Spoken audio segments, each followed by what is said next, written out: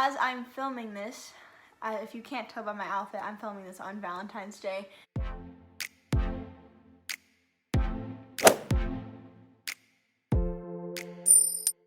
Hey y'all, what is up and welcome back to my channel. For those who don't know me, my name is Sierra and welcome. I'm so excited to have you, and everyone else, welcome back. I'm so excited to have you as well. Now, as I'm filming this, if you can't tell by my outfit, I'm filming this on Valentine's Day, and I can't stop looking. That highlighter is like popping, holy cow. It's crazy. So I'm filming this on Valentine's Day. I hope you guys had or have an amazing Valentine's Day. Even for my single people, I hope you enjoyed it. I hope you enjoyed any kind of sweets you got and, pigging out, whatever. It's a great time. So for today's video, for our Meetup Monday, I've decided to sort of continue on in the little advice series, in the sense of I posted last week the advice for singles, and I thought, why not offer some advice for people who are in relationships? And I think I'm gonna stop it here, the advice kind of there, just because I'm not married, and I think that's like really the next step. I'm not engaged, I'm not married yet, and I think as those periods of my life come, I might do advice on that, but just coming from not really understanding married life, I have an idea of it, just how close Grant and I live. Like, I'm literally on the same property, but it is a little different, and I don't fully understand or have been fully immersed in the marriage life, or the engaged life for that matter. So I think as that time comes, I might be able to offer some advice, but for the time being, I can only offer advice to my single people and my relationship people that I think would be actually helpful and useful. With that being said though, I have a few ideas for Meetup Monday. I have a few requests from people, so I'll be looking to go into that, whether that be story times or past experiences, and offer advice into those, in the sense of like my work life or friendships and stuff like that. So Meetup Monday will still be going strong, as well as our fun little Friday videos. But yeah, I'm so excited. If you enjoyed these videos, please give it a thumbs up. If you enjoy Meetup Monday, please give it a thumbs up. I really am just trying to be helpful and, somewhat useful to people, and not just, keeping what I've learned to myself, but actually getting it out there. So hopefully it can help some of you guys out. And comment down below what other videos you'd like to see, whether that be Meetup Monday videos or, just the random fun Friday videos that I post. And turn on your post bell notifications, subscribe so you know when I upload, and then follow me on social media for, any life updates, just keeping up with me, any funny quotes I decide to use on my photos. And with all that being said, let's go ahead and hop on into the advice.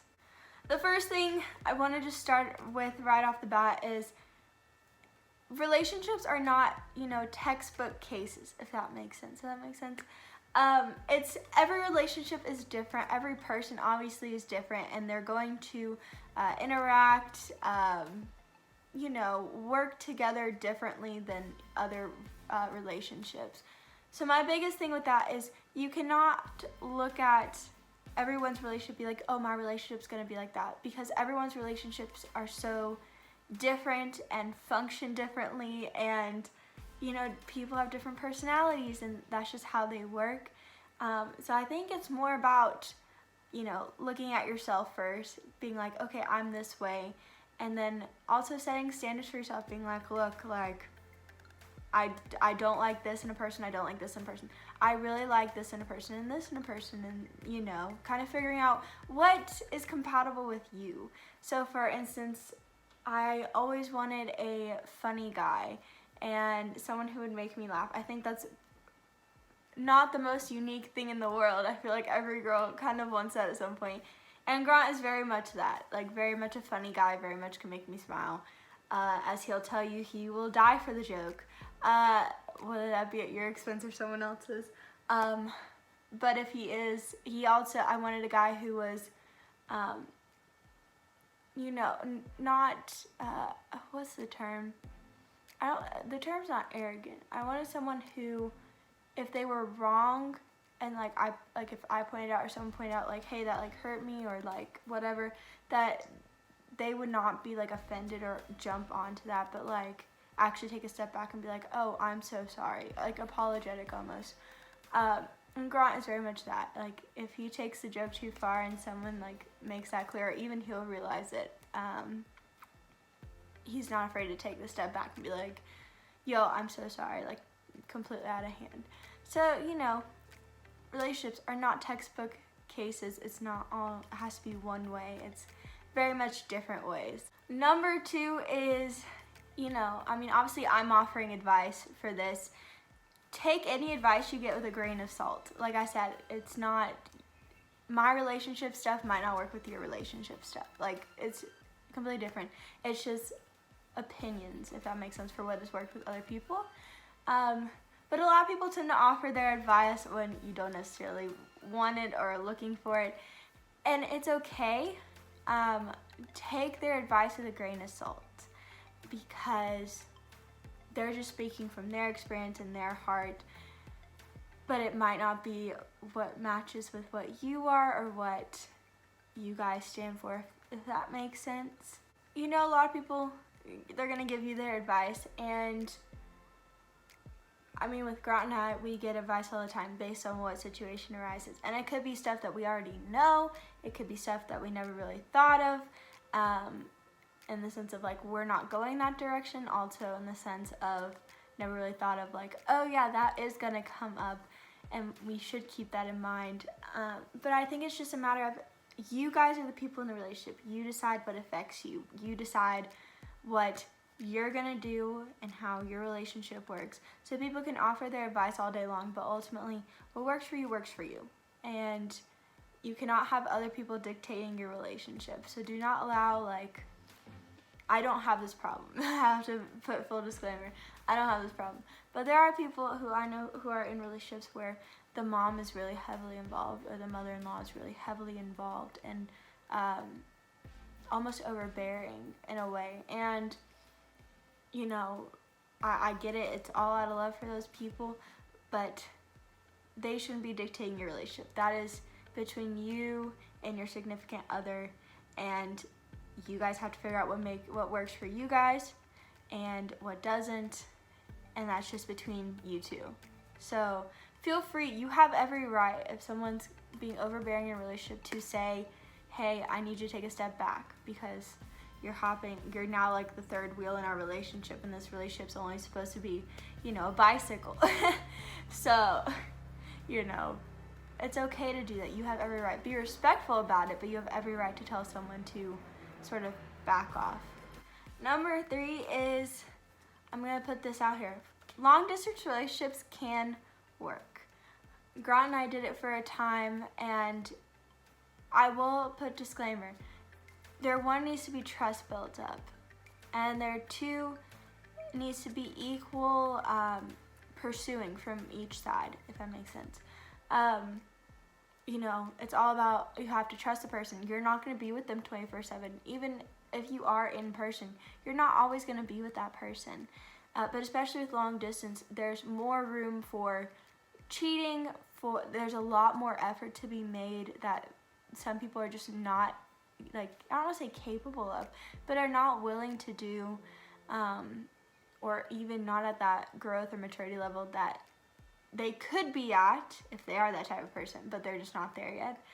So I think it takes trust, it takes effort, it takes a ton of effort, and a lot of pursuing, because if both of you guys are not in it, one person's going to be pursuing the other, and it's not really a relationship if one side's pursuing the other, and the other side's not coming back. It's not a relationship at that point.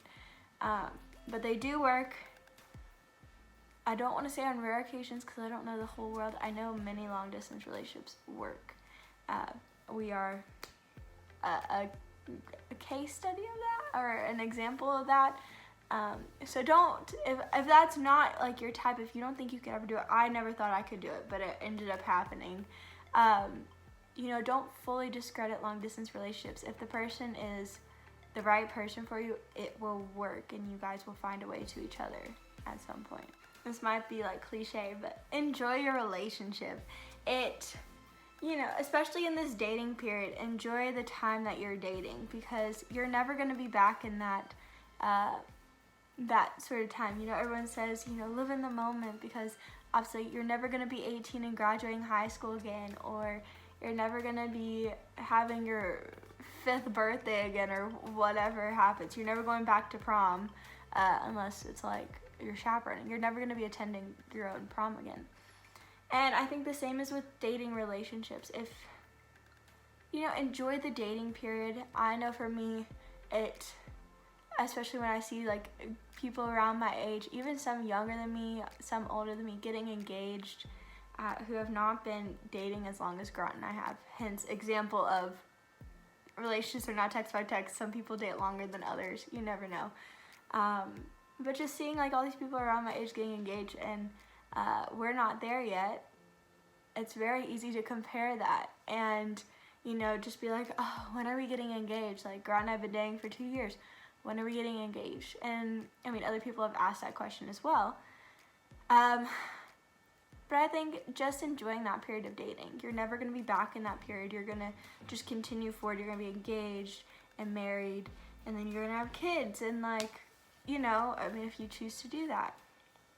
But enjoying this period, just getting to know each other before you're, moving in together and having to live together, and just seeing, what kind of stuff you guys like to do, the kind of people that you are, and just really growing in that. I would just focus in on that before obviously jumping into the engagement or marriage or whatever. Talk about that stuff. Please talk about this stuff ahead of time, just to see that you guys are on the same path, and your thinking is aligned. But enjoy the dating period. A very important piece of advice is have forgiveness and have grace. I'm putting it out there. Your partner is never going to be perfect. You're always going to find, something that annoys you, or it just irritates you, or they're going to get on your nerves. And a lot of people in society don't have the maturity to, not break a whole relationship off because of one little fight or something. It's normal to have fights in relationships. It's normal to get on each other's nerves. It's just like you and your parents not seeing eye to eye in a way. Obviously, it's a different way because it's different kind of love, different kind of relationship. But in the same way that you're gonna, at some point get on each other's nerves, you're gonna do something that annoys the other person. And there's gotta be room for forgiveness, and there's gotta be room for grace, and there's gotta be room for communication. I think everyone has said this. Communication is key in relationships. You need to communicate when something is wrong. You need to communicate when the partner is doing something that you don't like, because they'll continue on doing it. And if you don't like it, they need to start taking into consideration, oh, she doesn't like that. She means a lot to me. It's not going to happen instantly, but I need to slowly change. And it's going to take time and take grace and forgiveness, but being open and honest, being like, this is not okay with me.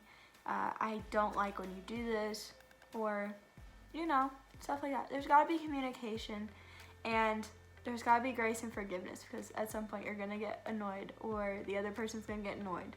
And I don't think that should be a deal breaker.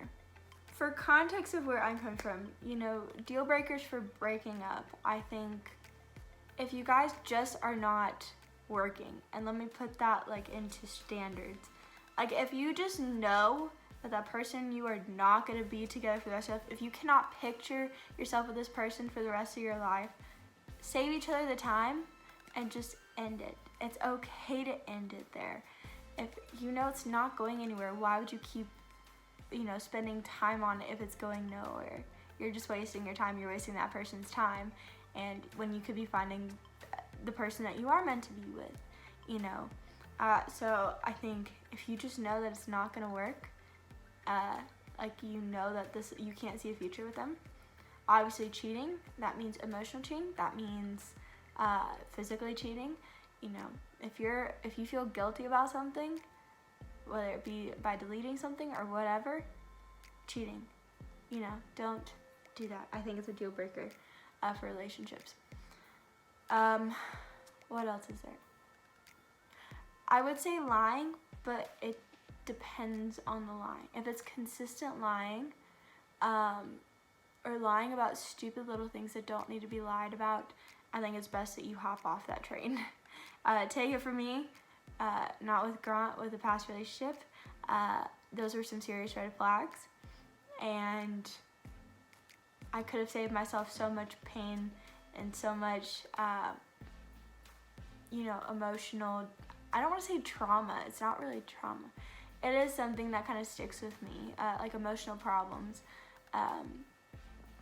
If I had just seen that red flag or those red flags and, kind of ended it there, being like, okay, you don't respect me like that, then cool, we'll end it there. So I think it depends on the situation, but lying could be a contributor to you potentially breaking up with someone. And honestly, just disrespect or disengaging. Like I told you, it's equal pursuing. Even when you're together, it's about equal pursuit. You want to pursue each other. It's not one side pursuing the other side more and the other side pursuing. It's equal pursuit. And I think it is disrespectful if you're not going to make the time for this person, because it's very clearly more than a friend or a family member. Like, this is the person that you say you love, then show it. Like, engage with them, spend time with them. It's very disrespectful if you don't. You're wasting their time. Also disrespectful if you are, I understand we say things in the heat of the moment. That's where grace and forgiveness comes in. But if you are consistently disrespectful, or if someone is completely disrespectful to you, and if you start feeling worthless, if you start feeling less than, you need to hop out of that relationship, because they're not doing what they're supposed to do. I mean more if it's like a consistent thing and they just consistently put you down. You need to hop off it, because it's not worth it. There's going to be someone who respects you more. There's going to be someone who, engages with you more and loves you more than that.